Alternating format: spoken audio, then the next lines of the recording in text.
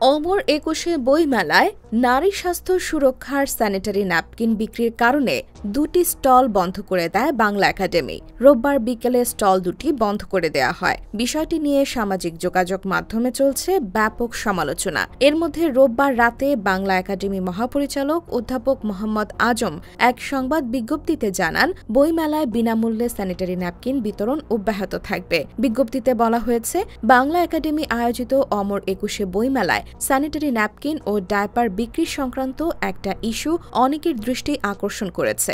সামাজিক যোগাযোগ মাধ্যম ও ফোনে অনেকেই তাদের কাছে ক্ষুব্ধ প্রতিক্রিয়া ব্যক্ত করেছেন। এই প্রেক্ষিতে বিষয়টি সম্পর্কে বিস্তারিত জানানো জরুরি হয়ে পড়েছে। এতে বলা হয়, বাংলা একাডেমি আয়োজক হলেও বইমেলার প্রয়োজনীয় কাজগুলো ইভেন্ট ম্যানেজমেন্ট প্রতিষ্ঠান করে থাকে।